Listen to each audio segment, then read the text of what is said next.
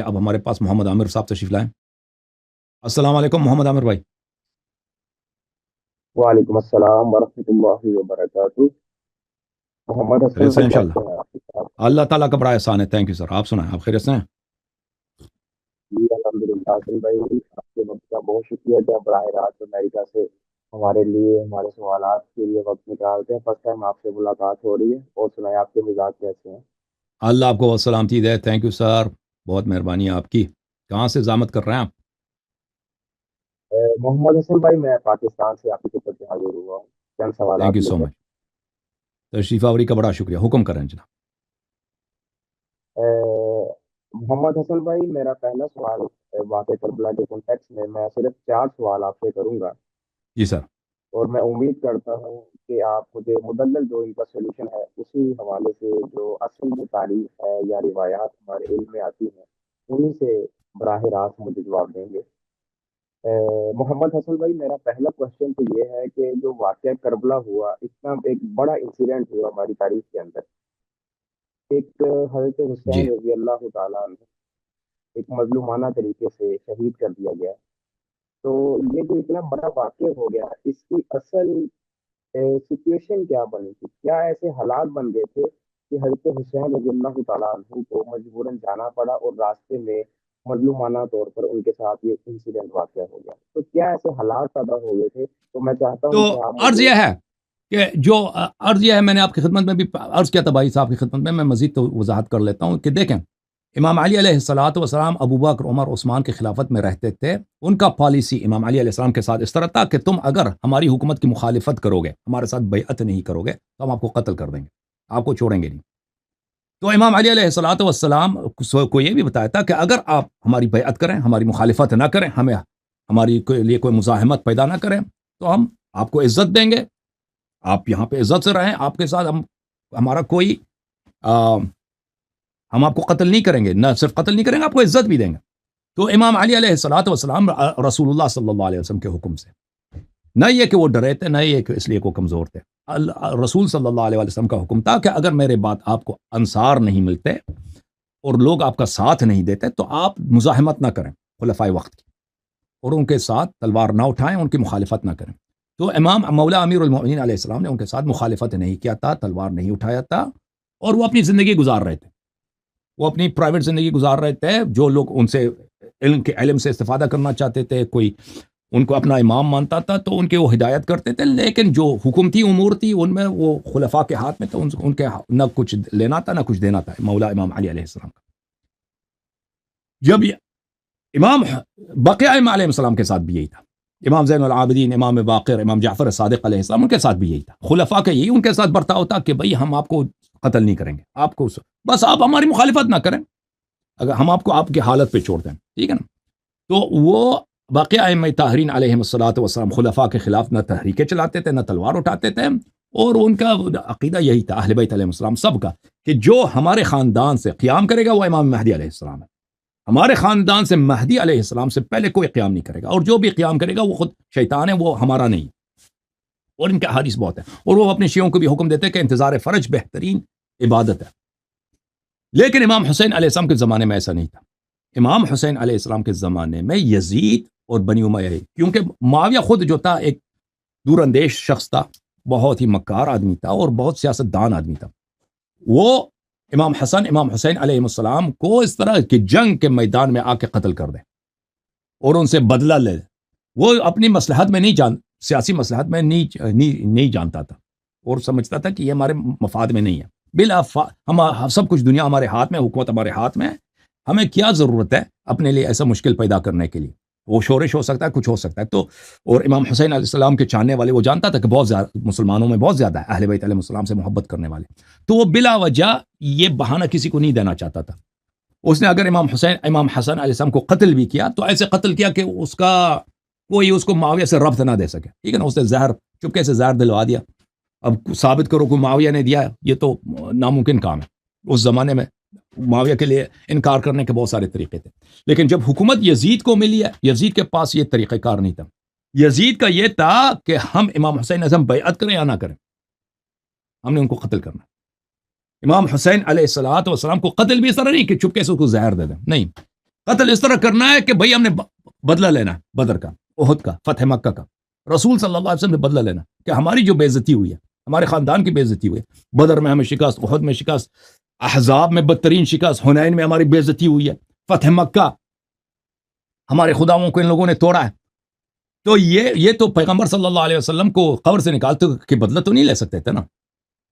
تو ان کے خاندان کے ساتھ، کیونکہ ان کا ذہن جاہلی والے ذہن تھا، قبائلی ذہن ہے کہ بنی ہاشم نے ہمارے ساتھ جو کیا ہے ہم بنی ہاشم کے ساتھ وہی کریں گے. تو اصل جو تھا واقعی کربلا کی اصل وجہ یہی ہے کہ امام حسین علیہ الصلاۃ والسلام کو کسی حالت میں زندہ نہیں رہنے دینا، ان سے بدلہ لینا. تو ہمارے مقاتل میں موجود ہے، مخالفین کے مقاتل میں موجود ہے کہ امام حسین علیہ الصلاۃ والسلام نے بار بار کہ مجھے کس جرم میں قتل کرنا چاہتے ہو. روز عاشور امام حسین علیہ السلام نے اپنے خطبے میں کہا کہ کیا میں کلمہ کا منکر ہوں، شہادتین کا منکر ہوں؟ کیا میں نے دین میں اضافہ کیا ہے؟ کیا میں نے دین سے کسی چیز کو کم کیا ہے؟ کیا میں قرآن کا منکر ہوں؟ کیا میں نے کسی کا قتل کیا جو تم مجھ سے ادھر جنگ کرنے کے لیے آئے ہو؟ یہ سوال جو کیا جاتا ہے نا، اس طرح کا سوال ایک ایسے شخص کا سوال نہیں ہو سکتا کہ اس نے خود بغاوت کا علم بلند نہیں کیا نا. وہ ایک شخص جب اس نے خود تحریک چلا رہا ہے کہ میں معاویہ کو، بنی امیہ کی حکومت کو گرا دوں، تو اس طرح سوال کرنا ہی بیجا ہے. اور سامنے والے کا بھی یہ جواب آسان ہے کہ بھئی آپ نے بغاوت کی ہے نا، بھئی آپ نے کسی کو قتل نہیں کیا، حلال حرام نہیں کیا، لیکن خلیفہ وقت کے خلاف تم نے بغاوت کیا، ہم اس لیے آپ سے لڑنا ہمارے لیے ہمارا فریضہ ہے. لیکن امام حسین علیہ السلام کا یہ سوال کرنا خود واضح دلیل ہے کہ انہوں نے بغاوت نہیں کیا، انہوں نے تحریک نہیں چلائی ہے. اور یہ سوال کرنا ہی اس بات کی واضح دلیل ہے کہ وہ اپنے آپ کو ایک بے گناہ، ایک ایسا شخص جو پرامن زندگی گزارنا چاہتا ہے ایک کونے میں رہ کر، اس طرح اس آنکھوں سے دیکھ رہا ہے. اور پھر بنی امیہ کا جواب، بنی امیہ کے سرداروں نے، یزید کے لشکر کے جنرلوں نے ان کا کیا جواب دیا؟ کہا کہ بالکل آپ نے کوئی کام نہیں کیا، آپ نے نہ قرآن میں اضافہ کیا، نہ دین میں اضافہ کیا، نہ آپ کوئی قاتل ہیں کہ ہم کسی کے قتل کے جرم میں آپ کو پکڑ رہے ہیں.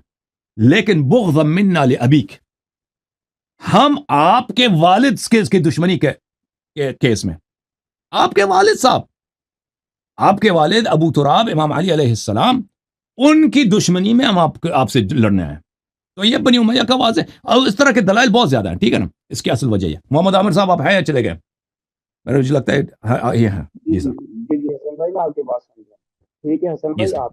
آپ کی جو گفتگو ہے وہ مجھ پر واضح ہے. میرا دوسرا کوشچن اسی کانٹیکس میں ہے کہ جو ہماری تاریخ کے اندر ایک مظلومانہ اور ظلم کے مظلوم ہوا، تو ظاہر بات ہے کہ میدان کربلا کا آس پاس کوئی اتنی خاص آبادی نہیں تھی، وہاں پر کوئی اتنے خاص آباد لوگ نہیں تھے. تو جب یہ واقعہ ہوا، اس کا عینی شاہد کون ہے کہ جس نے اس واقعے کو بیان کیا؟ اور یہ ہماری کتب میں آیا، روایات میں اس کو بیان کیا گیا، اور ہم اس کا مطالعہ کرتے ہیں. یعنی اصل بھائی، میرا اصل میں سوال یہ ہے کہ اس واقعے کو صحیح سمجھنے کا کیا سورس ہے ہمارے پاس، جہاں سے ہم یہ جان سکیں کہ اس کا واقعے کا عینی شاہد ہے وہ. تو اس واقعے کے تو بہت سارے عینی شاہد تھے نا، کیونکہ عمر ابن مرجانہ نے، عبید اللہ ابن زیاد نے ہزاروں کے ہزار، دسیوں ہزار فوج بھیجے تھے. اس نے سب قبائل کو دھمکی دیا تھا کہ آپ کے جتنے جوان ہوں گے، جتنے پورے علاقے کے مختلف شہروں سے، کہ آپ کے لوگ جنگ کے لیے جائیں گے، وَإِلَّا آپ کی جو جان و مال ہے وہ ہمارا ہوگا. تو اور جو جائے گا اس کو پیسے دیں گے. بالخصوص قبائل کے جو لیڈر تھے، جو قبائل کے جو بزرگ تھے، جو جو افراد تھے، ان کے لیے وعدے وغیرہ دینا کہ آپ کو اتنے انعام ملے گا، درہم دینار ملے گا. تو بہت سارے ہزاروں کی تعداد میں اس نے بھیجے تھے، ٹھیک ہے نا. تو ان لوگوں نے دیکھیں. اس کے علاوہ جو لوگ کربلا میں زخمی ہوئے تھے، شہید نہیں ہوئے، انہوں نے نقل کیا. اہل بیت طاہرین علیہ السلام نے نقل کیا. اور اللہ آپ کا بھلا کرے، حضرت امام زین العابدین، امام محمد باقر علیہ الصلاۃ والسلام، حضرت زینب سلام اللہ علیہ، انہوں نے نقل کیا ہے. اور اس کے علاوہ جب بنی امیہ کی فوج کو جب مختار نے پکڑا تھا نا ان کو قتل کرنے کے لیے، تو ان سے پوچھتا تھا مختار، کیونکہ ان لوگوں کو تو زمانے میں تو سب کو پتا تھا نا کہ وہ تو ان کے لیے فریش تھا. ابھی پچھلے سال یہ واقعہ ہوا، اگلے سال مثلا 2 سال کے بعد قاتلین کو پکڑ رہا، ان کو تو پتا تھا. لیکن ان سے پھر پوچھتا بھی تھا اپنے دربار میں کہ بتا تو نے کیا کیا تھا. جو قاتلین تھے نا ان کو پکڑتا تھا، تو نے کیا تھا، تو نے کیا کیا تھا. تو ان کو ان کو وہ پھر کہتا تھا شمر نے بولا میں نے یہ کیا، سنان نے بولا میں نے یہ کیا، فلانے نے بولا میں نے یہ کیا، تو وہ اعتراف کرتے تھے. پھر اس کے علاوہ اللہ آپ کا بھلا کرے تو یہ پرانے زمانے سے یہ خود امام حسین علیہ السلام کے قتل کا واقعہ لکھنا لوگوں نے شروع کیا تھا اسی زمانے سے. امام علی علیہ السلام کا ایک صحابی ہے اسبغ ابن نباتہ، یہ اسبغ ابن نباتہ رحمہ اللہ، اس کا ایک مقتل تھا، اس نے مقتل لکھا تھا. شیعوں نے اس زمانے سے مقتل لکھنا شروع کیا تھا اور مخالفین نے بھی لکھنا شروع کیا تھا. تو یہ مقاتل اس زمانے سے بہت پرانے زمانے سے لکھنے شروع ہوئے تھے کہ اس تفصیلات لکھے جائیں. تو یہ ان میں سے بہت سارے ضائع ہو چکے ہیں، کچھ ہمارے ہاتھ ہیں جو ہمارے پاس موجود ہیں اہل بیت علیہ السلام کے احادیث میں، یا مختلف جو مقاتل لکھنے والے ہیں ان کے مقتلوں میں یہ باتیں لکھی گئی ہیں. اوکے میرے بھائی. جی حسین محمد حسن بھائی، آپ کی بات مجھ پر واضح ہے. صرف ایک چھوٹا سا نقطہ یہاں پر اور واضح کر دیجیے کہ سب سے پہلے کون سی کتاب لکھی گئی باتیں کربلا پہ، اور وہ کب لکھی گئی سب اور سے کس نے پہلے لکھی؟ اسبغ ابن نباتہ کی جو ہے مقتل ہے، امیر المؤمنین علیہ اور السلام کے اس ایک کے صحابی ہیں شیعہ ہیں اسبغ ابن نباتہ، اس کا مقتل ہے. اس کے علاوہ بھی بہت سارے مقاتل لکھے گئے تھے اسی زمانے میں، جو اس زمانے کے دور تھے کے لوگ تھے نا، انہوں نے لکھے تھے. لیکن اسبغ ابن نباتہ تو اسی زمانے کا آدمی تھا، اس کے اور علاوہ بھی تھے. تو یہ پرانے جو کتابیں ہیں بہت سارے ان میں سے ضائع ہو گئے، لیکن نئے والے جو بعد میں آئے ایک دو نسل کے بعد، انہی کتابوں سے انہوں نے نقل کیا، انہی کتابوں سے مجموعہ اخذ کیا. جی ہاں، سب سے پہلا وہی ٹھیک ہے اسبغ ہے. محمد حسن بھائی، جی سر. آپ محمد کی حسن میرا بات مجھ نام نہیں، پر میرا نام واضح حسن ہے. ہے. محمد کاش میرا نام ہوتا، خوبصورت نام، لیکن میرا نام محمد نہیں، میں محمد کا خادم، ٹھیک ہے حسن نوکر. بھائی، جی سر. میرا تیسرا کوشچن آپ سے یہ ہے کہ واقعہ کربلا میں حضرت حسین علیہ السلام کو شہید کر دیا گیا، ان کا جو گردن تھی وہ سر سے جدا کر دی گئی. تو پھر ہمیں صحیح بخاری کے مطابق شاید ملتا ہے کہ ان کی ابن زیاد کے پاس ان کا سر لے کے جایا گیا، پھر انہوں نے چھڑی کے ساتھ اشارہ بھی کیا گیا ان کے ٹچ کی سر کو. تو پوچھنا میں یہ چاہتا ہوں کہ حسین علیہ والسلام کا جو بقایا جسم تھا وہ کہاں پر دفن کیا گیا، یا عراق کے اندر کیا جو ان کا مقبرہ بنا ہے اس کی تعمیر کب کی گئی، اور ان کا سر جو تھا وہ کہاں پر دفن کیا گیا؟ تو امام حسین علیہ السلام جب کربلا آئے تھے نا، تو یہ علاقہ انہوں نے وہاں پہ بنی اسد قبیلہ کے لوگ رہتے تھے، تو انہوں نے بنی اسد والوں کو بلایا اور ان سے ہی خرید لیا زمین جو ہے، انہوں نے خود خرید لیا ان سے، کہ یہی ان کو پتا تھا کہ میں یہاں میری شہادت ادھر ہونی. بس یہ آخری سوال ہے، بس میں خدا حافظ، اللہ آپ کو جزائے خیر ہے. تو انہوں نے کہا کہ وہ تو بہت متعدد احادیث میں بتاتے تھے کہ میں جانتا ہوں کہ میرے قبر کہاں ہوگا.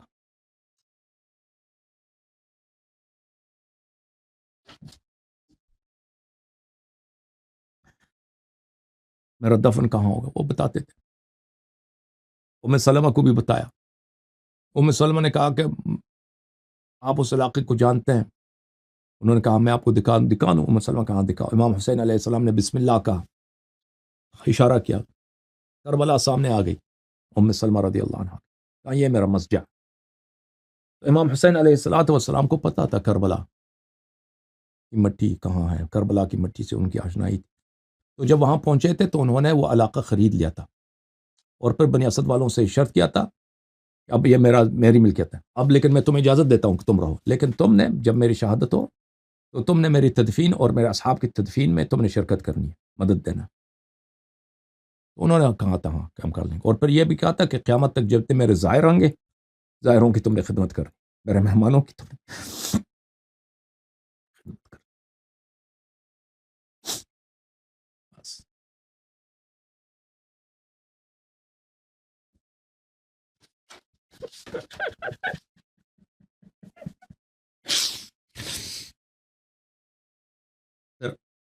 جب شہادت کے بعد امام زین العابدین علیہ السلام زندان میں تھے کوفے میں، تو وہ اعجاز کے طور پر، معجزے کے طور پر زندان سے آئے تھے کربلا، والد صاحب کی انہوں نے تدفین کیا تھا. ٹھیک ہے نا.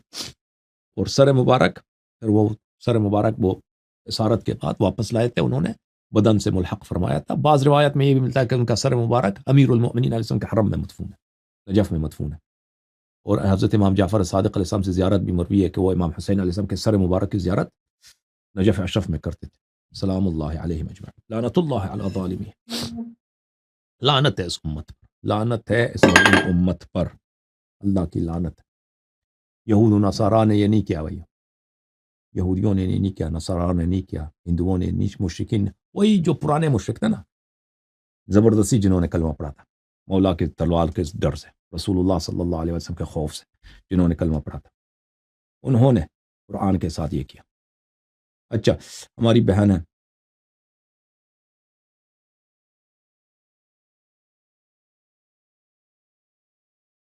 بس چیخ سینہ پھٹ جاتا ہے یار۔